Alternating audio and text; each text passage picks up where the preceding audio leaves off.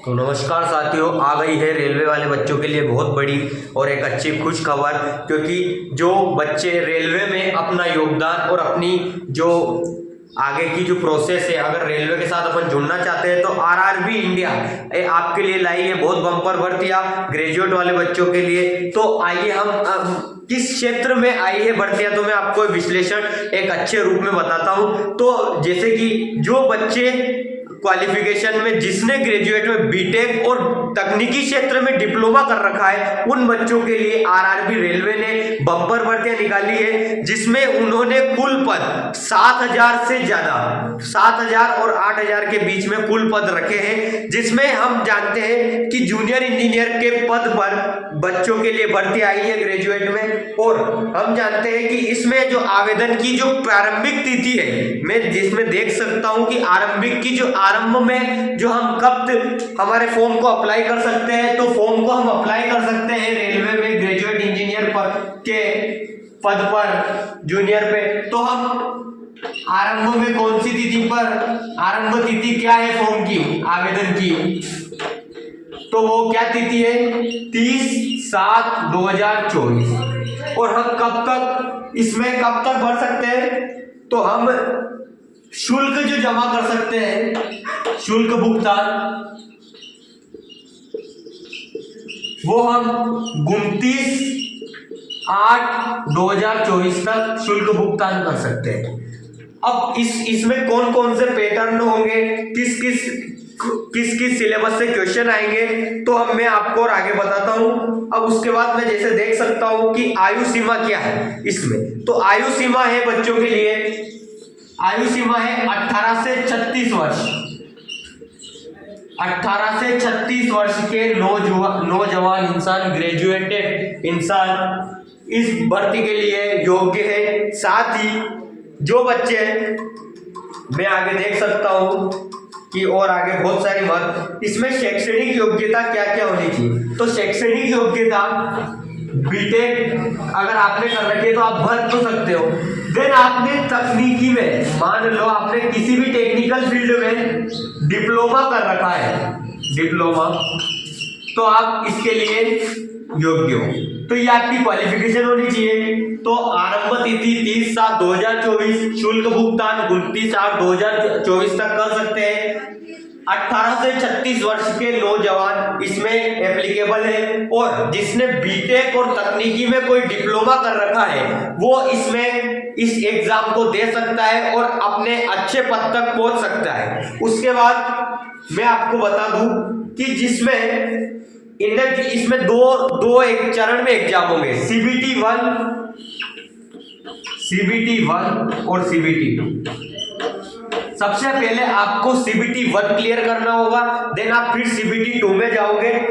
तो इसमें CBT 1 में जो शुल्क लगेगी जनरल वाले बच्चों के लिए 500 है, और अनुसूचित जाति, अनुसूचित जनजाति, पूर्व सैनिक, महिला, ट्रांसजेंडर, अल्पसंख्यक या आर्थिक रूप से पिछड़े वर्ग में संबंधित उम्मीदवारों के लिए जो फीस है वो 250 रुपए है, 250 रुपए यह आपकी फीस है पहले चरण के लिए।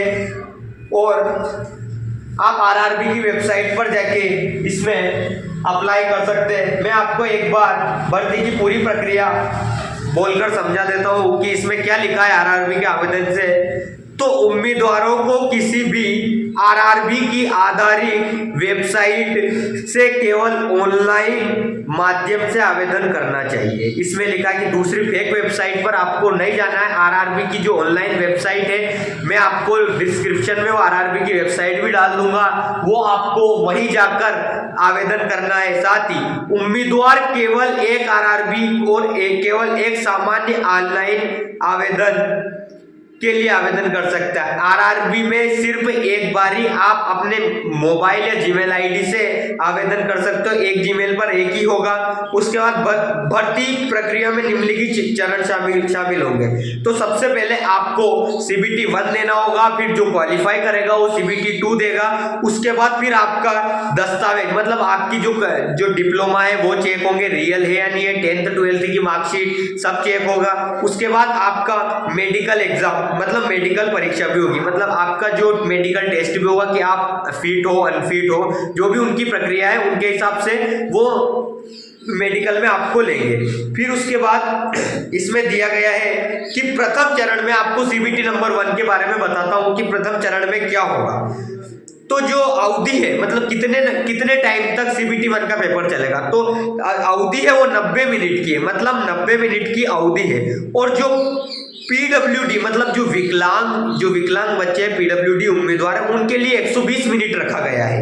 साथ ही प्रश्नों की संख्या कुल CBT 1 में 100 प्रश्न आएंगे। कितना आएंगे बच्चों?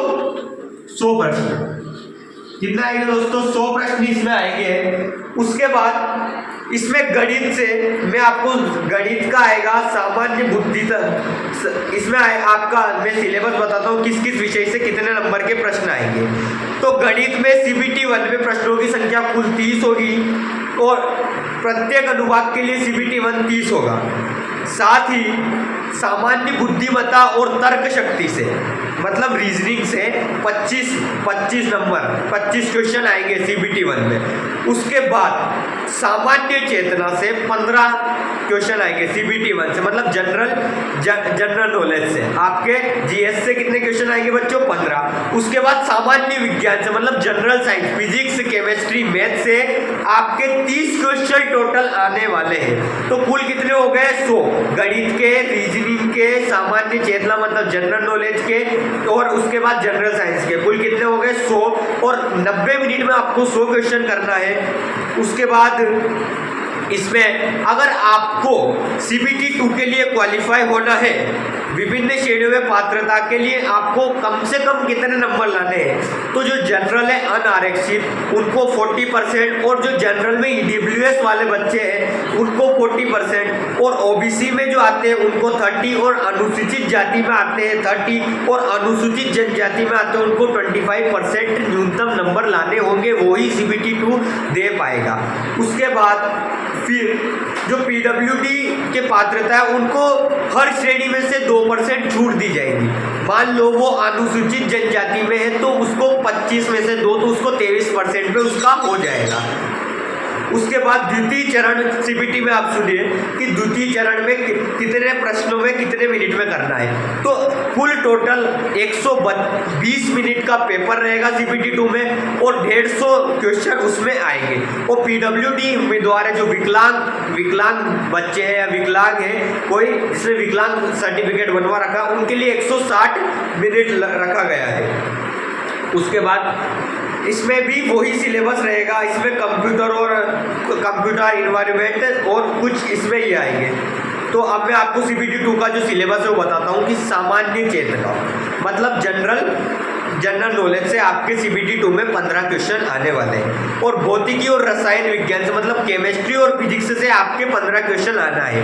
उसके बाद कंप्यूटर और अनुप्रयोगों की मूल बातें से मतलब कंप्यूटर से आपके 10 क्वेश्चन आने हैं और पर्यावरण मतलब आप पर्यावरण और प्रदूषण नियंत्रण की मूल बातें मतलब पर्यावरण से आपके 10 क्वेश्चन आने हैं। और तकनीकी भाषा मतलब कोडिंग डिकोडिंग, आप जो BTech और डिप्लोमा में जब आप इंजीनियरिंग करते हो डिप्लोमा करते हो तो आप जब कोडिंग पढ़ते हो, लैंग्वेज पढ़ते हो कंप्यूटर की, उससे आपको 100 क्वेश्चन आने हैं। तो कुल कितने हो गए? 150 और कितने मिनट मिलेंगे? 120 मिनट। उसके बाद अगर आपने किस 3 वर्षीय डिप्लोमा होना चाहिए, कम से कम इंजीनियरिंग में 3 वर्षीय डिप्लोमा या इंजीनियरिंग मतलब BTech की डिग्री होनी चाहिए। तो आप